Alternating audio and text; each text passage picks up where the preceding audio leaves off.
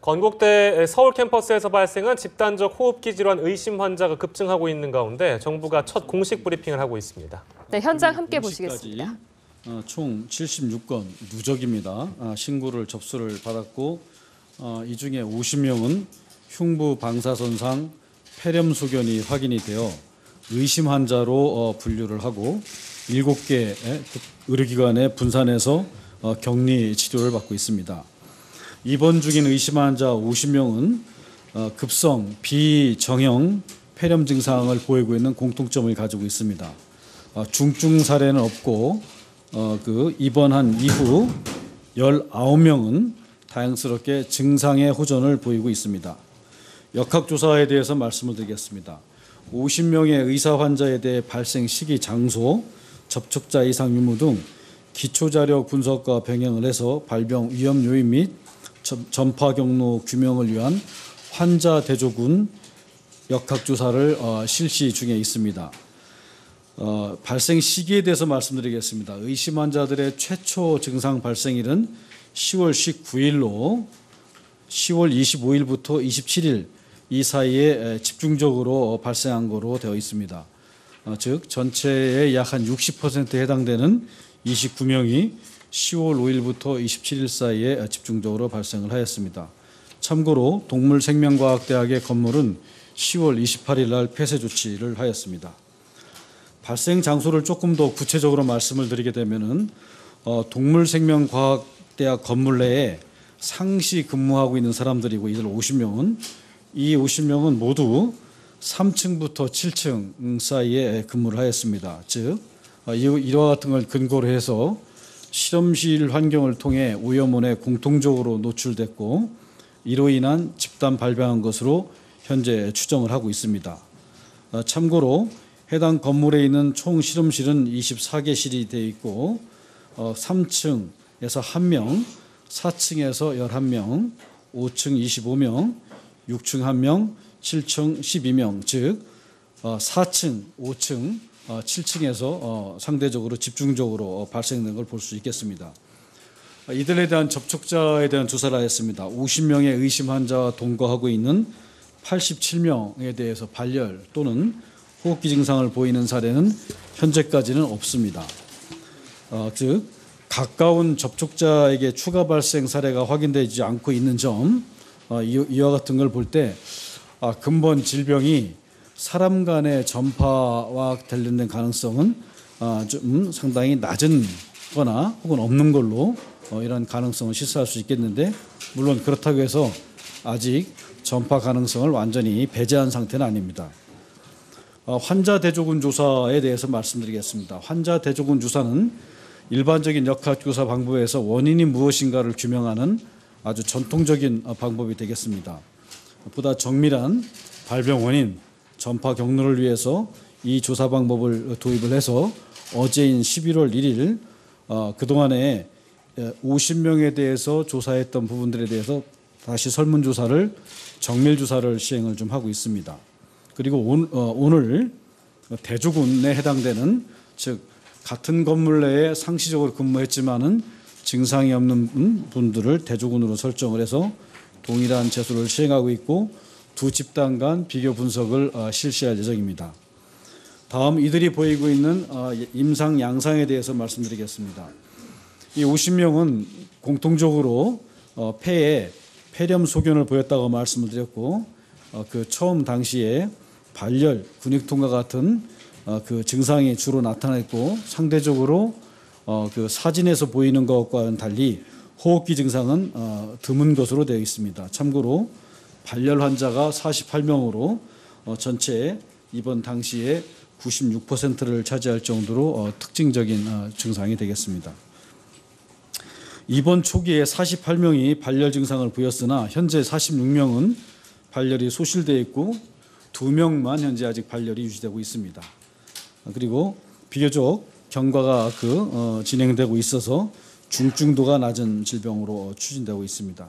현재 그 50명 중에서 초기에 발열 증상을 보이지 않았던 2명은 그 폐에 보시는 것처럼 두통과 오한 그리고 두통의 증상이 있었는데 이 두 분은 역시 한 분은 증상이 호전되고 있고 또 한 분은 증상이 현재 유지가 되고 있지만은 이렇게 악화된 걸로 보이질 않습니다.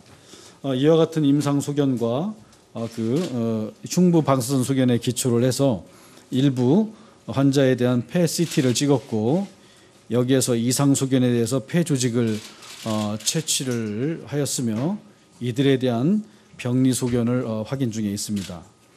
지금까지 검사한 병원체 검사에 대해서 말씀드리겠습니다. 세균 7종 및 바이러스 9종 등에 대해서 가장 보편적으로 볼 수 있고 현재 이 건과 관련해서 가능성이 높다고 생각한 16종에 대한 병원체 검사에서는 1차 검사에서는 특별하게 이상 소견이 보이지가 않았습니다. 그리고 이 중에 레지오넬라, 브루셀라, 큐엘 등과 같은 경우에는 1차 검사에서는 음성이 보였지만 항체가 검사를 3주 후에 대조를 해서 보도록 되어 있기 때문에 3주 후에 2차 항체가 검사를 시행할 예정에 있습니다. 일부 환자들에서 나오고 있는 라이노바이러스가 있는데 이 라이노바이러스는 보통 통상적으로 감기를 일으키는 바이러스로 되어 있고 근본에 나타나고 있는 폐렴과는 관계가 없는 걸로 판단을 하고 있어서 이 부분에 대해서는 주목하고 있지 않습니다. 또한 한편으로 세균 바이러스 검사 후에 잔여 검체를 이용을 해서 이 30여 명 검체로부터 혹시나 가능성이 있을 줄 모르는 곰팡이 즉 진균 배양 검사를 실시를 좀 하고 있습니다. 진균 배양 검사는 상대적으로 시간이 조금 더 소요가 될 것 같아서 2 내지 4주 정도의 시간이 걸릴 거로 예상을 합니다.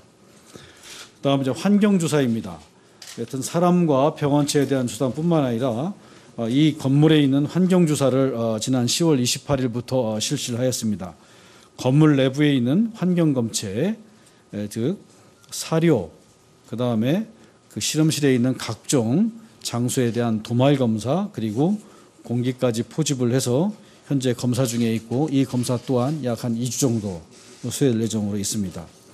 한편 이 건물에 있는 학생들이나 대학 교수들 이외에도 용역 직원들, 그다음에 타 단과대학교 학생들에 대해서 최종적으로 확인을 좀 해서 현재 총 1,664명에 대한 증상 발생 모니터링이 질병관리본부 콜센터 즉 109 콜센터를 통해서 이루어지고 있습니다.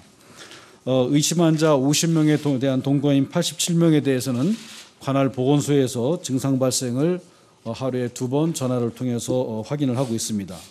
다만 현재까지 이와 같은 모니터링 결과 의심 환자 사례가 확인되지 않았고 근본 25일에 있었던 SK그룹 채용시험 응시자 527명은 증상 발생 시 109 콜센터로 유도하도록 문자 서비스를 보내서 전화를 유도를 하고 있습니다. 어제까지 확인된 사례는 없습니다. 즉 SK 응시자들 가운데 527명 가운데서 증상을 호소하고 있는 사람들은 한 명도 없습니다. 아마 예측 보건대는 이 건물을 상시적으로 이용을 한 이용자들하고 일회성으로 이용한 이용자들 사이에서 아마 증상 발생에 차이가 있을 것이다라고 하는 전문가들의 분석이 있었고 그와 같은 부분들을 좀 합당한 소견들이 아닌가 생각을 합니다. 마지막으로 우리 질병관리본부는 이번 호흡기 발생의 원인 및 관리를 위해서 필요한 최대한의 조사와 조치를 취하고 특히 우리 제공해드린 자료에 따라서 각 전문 분야에 있는 다양한 전문가들을 민간 전문조사단으로 위촉을 해서 이분들의 적극적인 참여와 의견들을 듣고 있습니다. 매일매일 보도자료를 통해서 상황을 말씀을 드렸습니다마는 필요하면 중간중간에 브리핑을 통해서 보다 더 구체적인 사항들을 정확하게 말씀드릴 계획입니다. 이상 나머지 참고 1에 나와 있는 것은 그동안 했던 병원체에 대한 검사 결과를 보시고 참고 2에 나와 있는 것은 이 건물의 1층부터 7층까지의 도면을 소개를 했고 거기에 나와 있는 점으로 찍은 부분들은 이 도면에서 발생을 한 환자의 위치를 표시를 했습니다. 그리고 참고 3에 나와 있는 것은 민간 역학조사 전문위원단인데 역학조사팀, 환경조사팀, 또 환경조사 2팀은 그 사료와 관련된 부분들에 대한 전문가를 추가를 해왔고 임상주사팀은 감염내과, 호흡기내과, 영상의학과 등 다양한 분야의 전문가를 충원했습니다. 네, 정부 서울청사에서 있었던 보건복지부 양병국 질병관리본부장의 브리핑을 들어봤습니다.